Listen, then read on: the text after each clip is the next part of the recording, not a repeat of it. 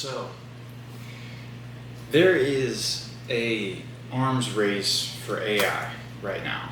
It's it's so scary. And lovely display, we finally have the shrimp tank.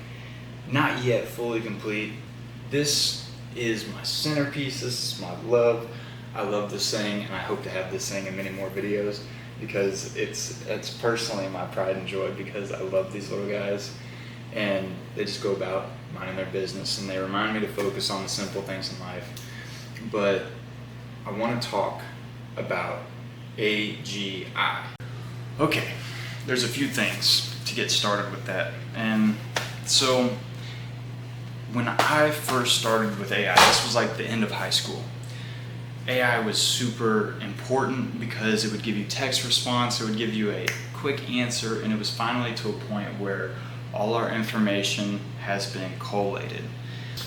This is where we're finally getting to a point in history where it's Terminator and it's for humanity. I wrote down a few things. There's outcomes, Terminator, humanity. And then we got options, right? So with everyone using AI, everyone thinks of AI as just a chatbot now. It is finally just a chatbot for people. And it's not that important. People don't get it and why it's so important, why it had to start as a chatbot to become what it is now. So there's this thing, it is agentic AI. Everyone's talked about OpenClaw, Hermes, and we think we feel behind, and trust me, if you know what these tools are, you are not behind whatsoever. You are actually ahead of that curve. But if you are someone who has never heard of that, agentic AI is a chatbot that is able to complete actual operations, and this is going to be in your phone eventually, right?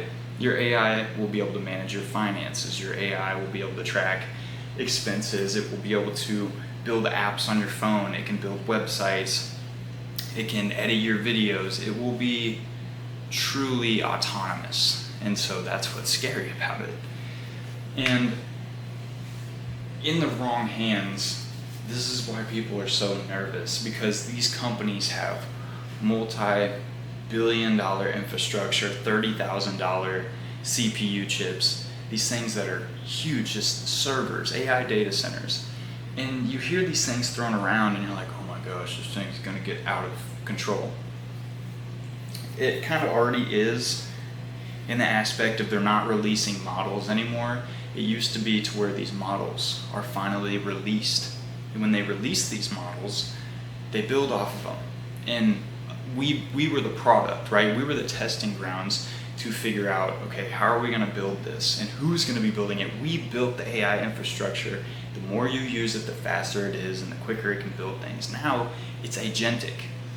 And so, all right, let's evaluate it. You have AI controlling X, Y, and Z. It has control over my computer and input, output. It won't do anything unless I order it to. Now, if I give it a command of instructions, never turn off, keep my computer fully on, 24/7, I want you to scrape the internet and train yourself on this data, X, Y, and Z. It will do that non-stop. And what's that require? Storage. So there was a race for RAM. There was a race for, we gotta get RAM. Everyone has to have random access memory because this AI is running off of it.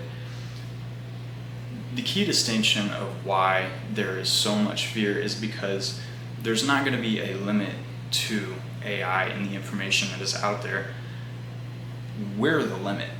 And this is the scary part. And this is where you contrast between it's for humanity and Terminator. Are we gonna be AI's pets? Is it gonna kill us? It's like, it's so scary. So, and this is the flaw that I found in it. And that flaw is AI has not started building hardware. You have Flux AI, right? You have stuff that can build PCBs, and AI is not real worldish, right? It's not actually controlling things right now. It's not bending reality in its own way. It can't yet. And that's why there's a race towards getting robots, right? And making agents fully autonomous, right? But the information that this stuff is trained on with these quote unquote open source models. So you have an open source model. What that is, for nobody that knows, this is free of access. Anyone can use it, and you can plug in whatever data that you want. It's just a string of code. And then you have the closed sourced, which is your big dudes, ChatGPT, Claude, I think it's Opus, and they control the data that is being inputted into it. And you can see whoever controls the data controls the output of the AI and where the world is going. So everyone talks about, okay, how am I using this for myself? Say I wanted my own open source and I wanted it to think like me. Everyone wants AI to think like me because it's you. You're talking to the AI and it builds on top of you, right? It's like, okay, you like this, this, this, and this, and this. Here's your triggers, here's the things that are bad, good. Well, when you're inputting this into these closed source softwares, this is where your fear comes from. Your fear comes from they're going to take all that information and use it against you. If you had a orb of all the information in the world, data, of people using AI, asking questions, Google, you had all of Google at your hand, but you had it to where it was an agent, and you were like, hey Hermes, what is the most recent data on people thinking about war right now? Well, X amount of people asked about it today and it's escalating. There's numbers. Here's the live feed of this, right? And you truly have this information ball, I guess you could say. Information ball, and they can just be like, okay, this is going to happen. We can predict markets. It's all about money. And that's all it ever has been about. And so it's finally being used against us in that aspect. All right. So I'm thinking for myself, it's scary. It's scary looking at this stuff and thinking about the future. Why would I want to invest in this? Why would I ever, be knee deep into this? There's so much fear around it, but the fear is coming from the people who don't understand it. You don't have to fully understand how the internet works to use it, right? You don't have to fully understand AI to use it.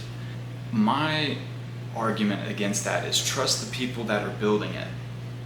And use it for you, because when I use it for me, I use it for simple things.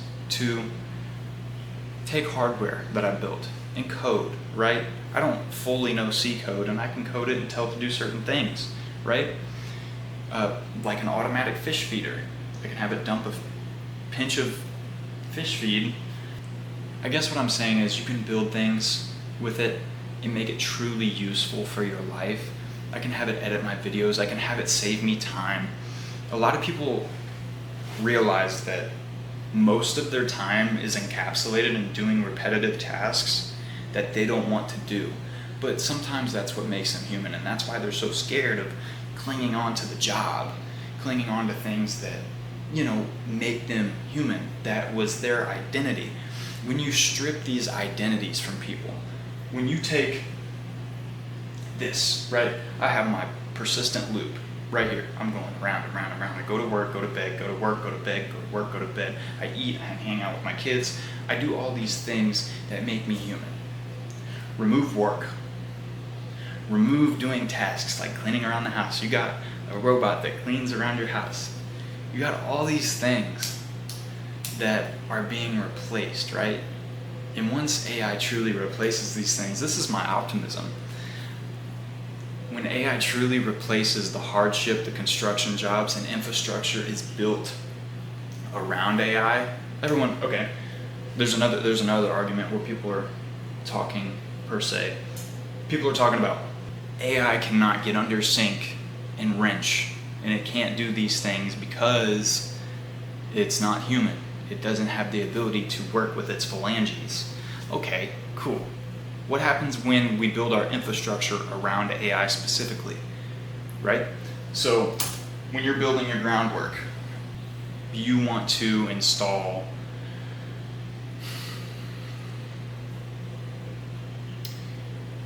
You want to install your plumbing. You want to install your electrical. You want to install your grid. Everything, your patch panels, all that good jazz, patch panels, breaker box, all that good stuff. What if this was built around the AI to where it was centric? So your infrastructure, right? You build, say, a square building, a cube, right? And all this stuff that is hooked up. Now, granted, this might be very minimalistic, and this is why they push the minimalism thing, but when this stuff is built around to where the AI can operate, imagine you had something that was like, you ever seen a 3D printer, right? How it moves around, and it can move, and it can build and operate, like dispense in certain patterns. Imagine if you had one of those dolly systems where it was moving around the building, checking components. So this is a hardware aspect. You would have to almost ultimately build your infrastructure based around that. So your electrical would have to be diagrammed in a certain way to where it can move around the building to check everything. Is there leaks? Is there silicone that's peeling off, right? Is there a board that's rotting? And this is where AI gets good. This is where AI starts becoming manual and changing our infrastructure for the good. And we start going upward. And it's self-sustaining, because when it gets to that point, we'll be on top of the world. We'll be on top of the world in the regard of we will finally be able to figure out new things beyond science. We'll find things beyond religion. We will truly figure out what it means to be human, because nobody stops to ask these questions. Today, I was doing a compare and contrast, and this is the fullness that this is like circling back around to AI and finding purpose. Once all these vanities are stripped away, all these things that we chase, I chase this because it makes me happy in some regard, or I chase my job because it provides me money. Once we have a universal basic income, once these things are gone, what's that leave? It leaves you to be creative. And so if you haven't already, I'm not suggesting anyone to get into content creation, but that's a creative outlet. If you do drawing, right? You find the things that truly make you happy. Read scripture, study religion. It's no longer going to be stuff that is vanity. You're going to start searching for the things that are above. And so a quote that I want to leave with you is a quote from Nikola Tesla. And he talks about how the day science stops studying the physical is the day that science progresses X amount of years. I can't remember what that quote exactly went. Here, I'll put it right here. But basically, you'll stop looking for the things that truly don't matter, and you will find your own matter in this life and chase it to its fullest potential. Anyways, I love you guys. That was my rant, my big old babble about AI and all the crazy stuff that's going to be going on with it. I use it personally. I love it. It's not just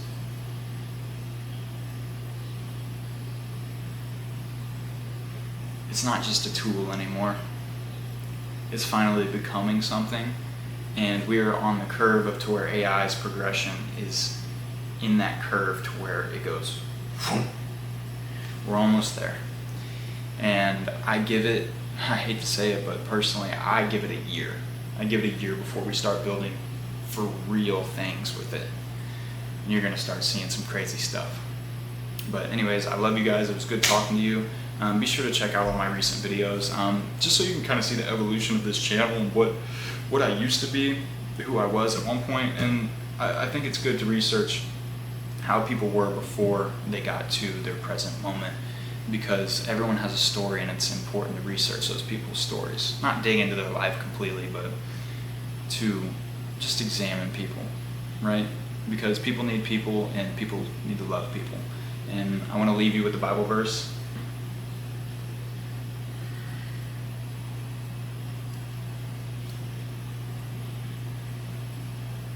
I'll do my favorite one. 1 John 4:18. There is no fear in love, but perfect love casts out fear. For fear has to do with punishment, and whoever fears has not been perfected in love. I love you guys. It was good talking to you. Have a good night.